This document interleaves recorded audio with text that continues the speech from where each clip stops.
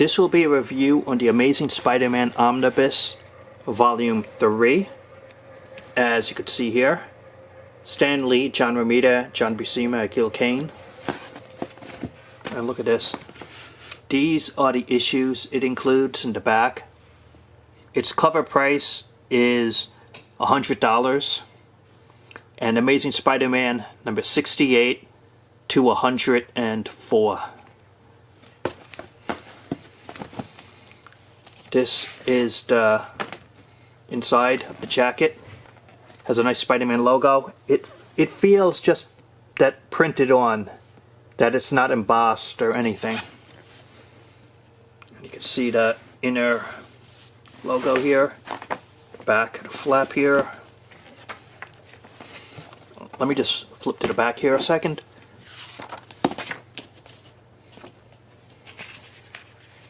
It is about, before I get to the full review, 858 pages before the extras at the end, but in terms of story, look at this, Volume 3.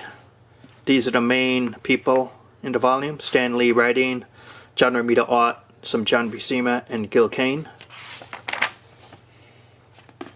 It's the opening pages.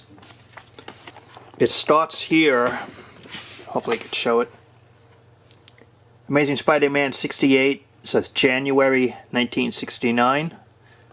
And the last story here, The Amazing Spider-Man 104, January 1972. And right away, I'll just start out by saying another fantastic, amazing, high quality omnibus book made by Marvel Comics in this line. This is, I think, the premier stuff that they're making. Some of the best books in terms of trades, hardcovers. I think it is the omnibus line. And it is from the classic original run of the 1960s comics, and they're going in order, with this being Volume 3. And I'd suggest, if you don't have Volume 1 or Volume 2, definitely get those before getting Volume 3. Especially Volume 2, because basically John Romita Sr. took over the art and the direction after Steve Ditko, the Spidey co-creator, left the series. So Stan Lee went with John Romita, and they basically made what many consider the classic Spider-Man in terms of how the character was perceived for many decades. And the coloring has been restored. They have made the great coloring. They have restored the look of the original files. It's printed on high quality paper, high quality reproduction. There's no problem here in the middle. They use sewn binding, which is the more expensive sewn binding that makes for longer lasting quality. And as I flip through the pages, because I don't want to ruin the story, I'm just telling you kind of what you need to know about the Spider-Man book. Is, look at that, they even include the letters pages from the original run. What happened was Spider-Man in the 1960s, created by Stan Lee and Steve Ditko. After Ditko left, he went with John Romita Sr., Stan Lee, since he needed someone to help make the book. And even though most artists have an end point, what's kind of odd is, since John Romita Sr. became the art director, even though this issue ends at issue 104, Romita did a lot of covers and character designs and some plotting. So he was always tinkering with the Spider-Man book for many years after. But many consider, about issue 104, give or take, that this was the main contribution that John Romita Sr. made to the Spider-Man world was an Omnibus Volume 2 and Omnibus Volume 3, which is this book. And I think it really completes his run on the series in terms of his major contributions. For Romita Sr. was Volume 2 and this being issue Volume 3. And as what I'm trying to say is, even though he did stuff after, he never had a clear-cut end point where you go, okay, he did this issue, that was the last issue he did, and you could move on. You really can't say that with his run, because he was, as mentioned, involved in a lot of stuff. But between issue 39 to 104 was the majority of his run. He did have some art assists, like Gil Kane, and in this, a few issues by John Buscema, another classic artist, who didn't do too much Spidey, but what you see in Volume 3 is probably the majority of his work. And you can see the art, it's top quality, and again, a lot of the Spider-Man mythos that you consider of the characters in the Spider-Man world was made in Volume 1, 2, and 3, reprinted in the omnibuses. Those first 104 issues, give or take, introduced so much that has become classic Spider-Man lore and legend in the series. It's just total high quality, and the supporting characters from Gwen Stacy, Mary Jane Watson, Harry Osborn, Flash Thompson, it's everything you know in a way was in those first 100 or so issues. And this volume, it's just top quality. I mean, the omnibus line really is impressing me. And what's really great is you could buy it cheaper than the $100 that they usually charge. You could find it much cheaper on Amazon. And, you know, sometimes it's 20, 30, 40% off.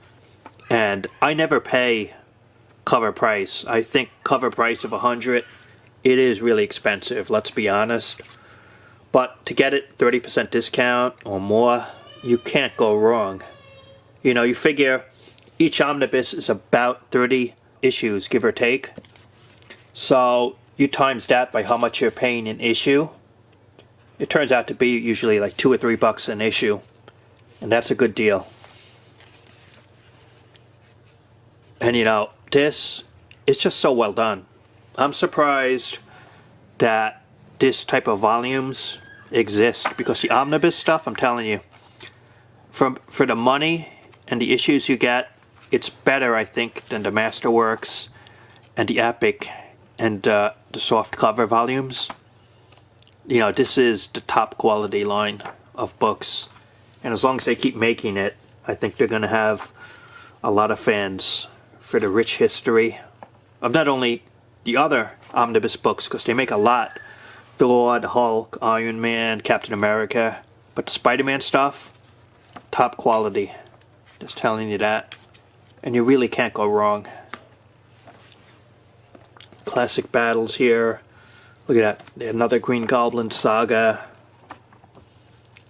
The omnibus stuff, it is just, you know, best books that they're making. The reprints, this is from the Marvel when they were making the top quality stuff, was in the 60s, and I think later in the 1980s.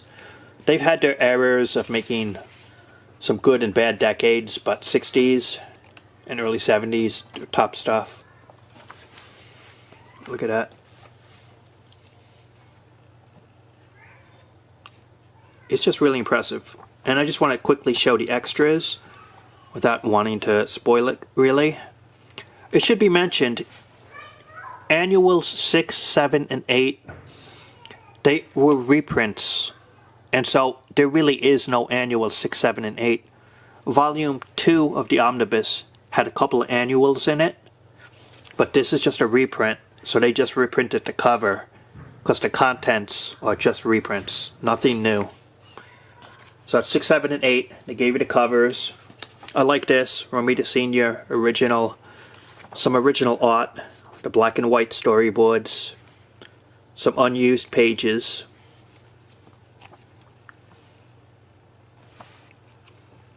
And what's really nice here is, again, some of the other stuff that they've done. Look at that. And they give quite a nice bit of extras here.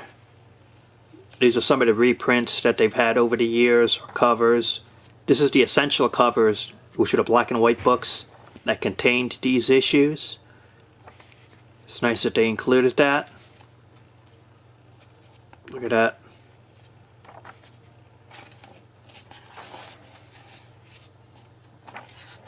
Really high quality stuff.